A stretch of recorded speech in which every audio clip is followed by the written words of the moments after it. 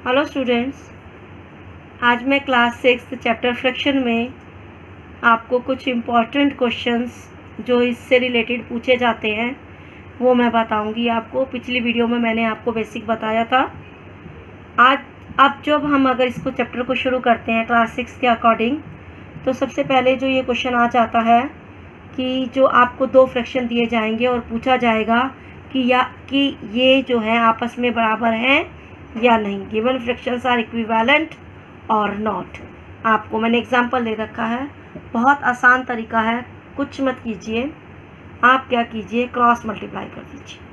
Cross मतलब होता है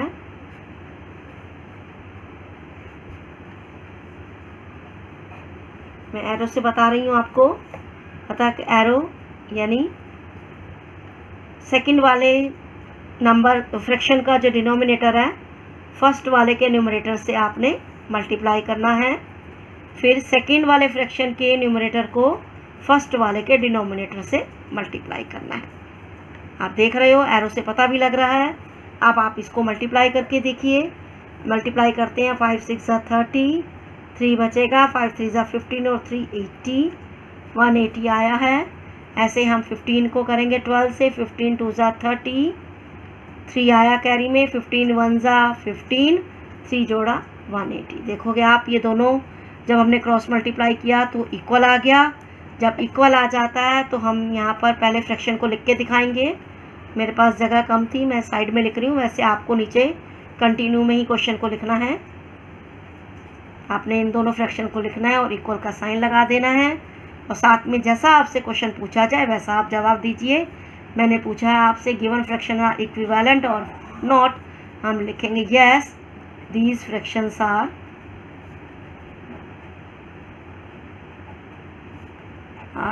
इक्विवेलेंट।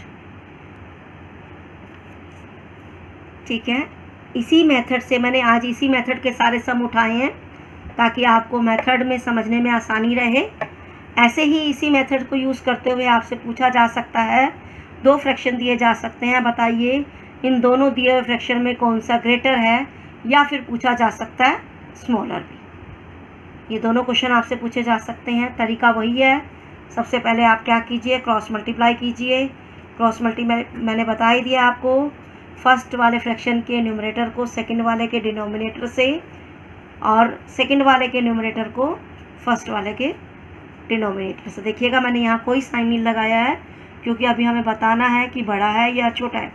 फिर आप मल्टीप्लाई कीजिए, 12 8 ज़ा 96 होता है। 6 को 24 से हम मल्टीप्लाई करेंगे, 6 4 ज़ा 24, 2 आया, 6 2 ज़ा 12 और 2 14 हुआ। आपको देखो पता लग रहा है। आपसे जो क्वेश्चन पूछा जाए, अगर आपसे ग्रेटर पूछा जाए तो आप ग्रेटर पर ध्यान दीजिएगा, अगर स्मॉलर पूछा जाए तो स्मॉलर पर ध्यान दीजिएगा। पहले आप साइन लगा दीजिए। आपको पता लग रहा है वैसे 144 बड़ा है, यानी आपका ये वाला साइड यानी सेकंड वाला जो फ्रैक्शन है वो ग्रेटर है। तो हम यहाँ लिख सकते हैं 6/8 इज़ अ ग्रेटर फ्रैक्शन।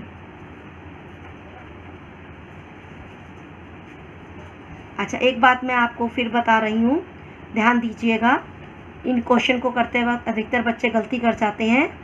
जो पहला फ्रैक्शन है उसे पहले लिखेंगे, जो सेकंड वाला फ्रैक्शन है उसे सेकंड में ही लिखेंगे। नहीं तो कई बार बच्चे उल्टे कर देते हैं तो गलतियाँ हो जाती हैं। इसी मेथड से रिलेटेड कुछ क्वेश्चन आ जाता है कि बताइए कि क्या ये जो दिया हुआ क्वेश्चन है वो ट्रू है और फॉल्स है। क्योंकि यहाँ पर देखिएगा मैंने एग्जांपल लिया है, 3/4 इज़ ग्रेटर देन 7/10। आपको प्रूफ करना है। प्रूफ करने के लिए फिर वही मेथड है, क्रॉस मल्टीप्लाई। क्रॉस मल्टीप्लाई करेंगे,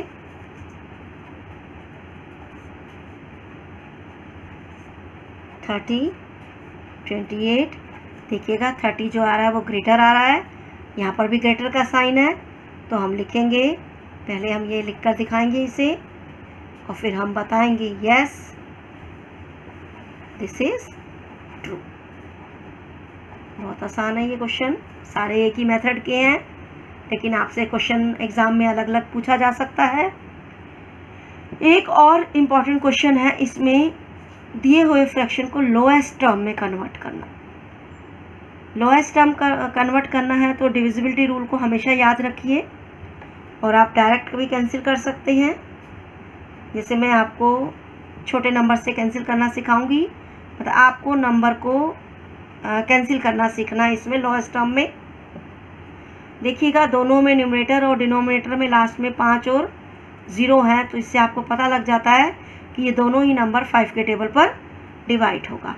तो मैं 5 से कैंसिल करूँगी इसे। 5 2 ज़ा 10, 1 बचा, 5 3 ज़ा 15, 5 7 ज़ा 35, 0।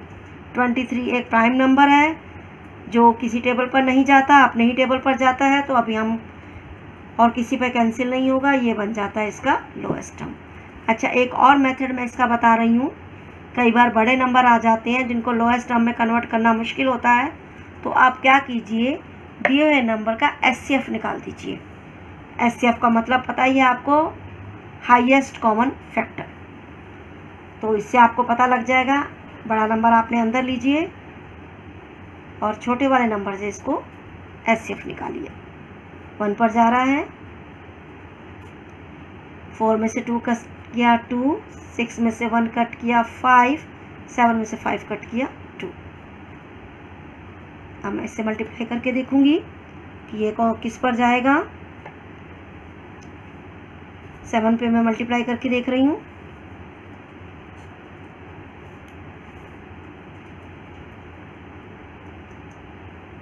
ये बड़ा नंबर आ रहा है।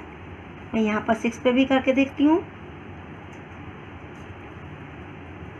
6 5 ज़ा 30, 30 में 1 जोड़ा 31, 3 आया, 6 2 ज़ा देखिएगा ये 6 पर पूरा डिवाइड हो गया है।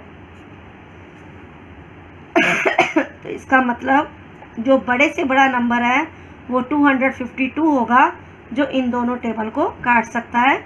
इससे आपको क्या है, टेबल मिल जाता है और आप आसानी से इसे कैंसिल कर सकते हैं। यानी 252 के टेबल में 6 पर यह आता है 1512 और 7 पर आता है 1764। तो ये आपका आ गया लोएस्ट टर्म। छोटे नंबर को हम डायरेक्ट कैंसिल कर सकते हैं, बड़े नंबर को हम एचसीएफ निकाल के भी हमें टेबल मिल जाएगा और हम उसे आसानी से लोएस्ट टर्म में कन्वर्ट कर सकते हैं। आपको मेरा पढ़ाना अच्छा लग रहा है तो आप मेरा चैनल सब्सक्राइब कीजिए। अगली वीडियो में मैं फ्रैक्शन से रिलेटेड कुछ और इम्पोर्टेंट सम आपको समझाऊंगी। तब तक के लिए थैंक यू।